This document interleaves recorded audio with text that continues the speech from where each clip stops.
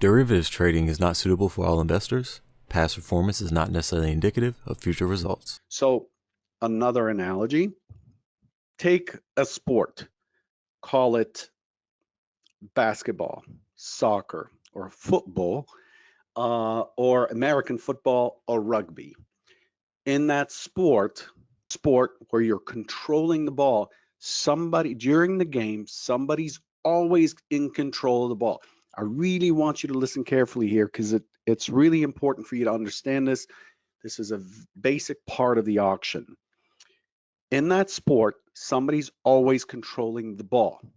Doesn't matter the shape of the ball, what sport it is. As long as it's a ball sport, somebody's controlling that ball. There isn't a point where the ball is just resting in the field or on the court and nobody's doing anything with it. And look at the auction in this way.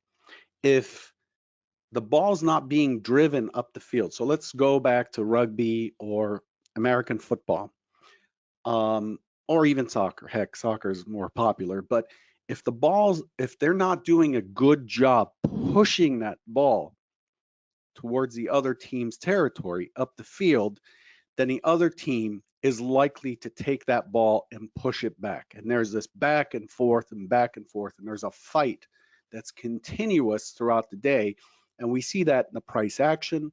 We see the amount of aggression controlling the ball, whether it's buying or selling. We see that in a volume profile over time, like over a period of trades.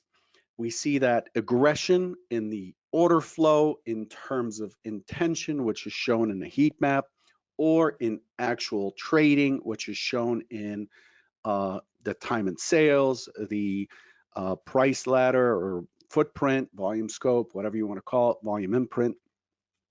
That's how it works. So if you don't have a good grasp of the fact that these are two teams, buying team and the selling team. The buying team is wearing blue shirts, the selling team is wearing red shirts.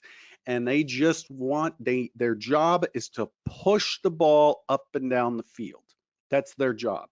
And at some point they overwhelm the defense, and all of a sudden, in this particular sport, the buyers can flip their shirts and become sellers, or the sellers can flip their shirts and become buyers. This is what's tricky about this. They're not clearly delineated.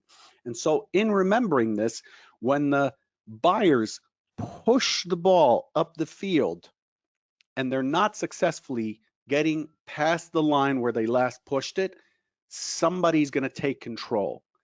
They're not controlling the ball. The possession of the ball is lost from the buyers to the sellers, and then the sellers push it down the field in the opposite direction. And if that happens, more often than not, the people losing control will be overwhelmed by the people gaining control. Why? In our analogy, why? And I stated it before.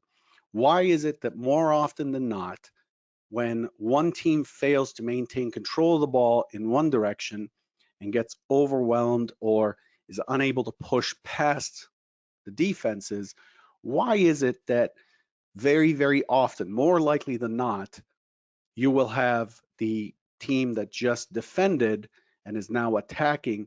How come it seems like they can go farther? Can anybody guess? Players changing shirt is the first guess. Bingo, bingo, bingo.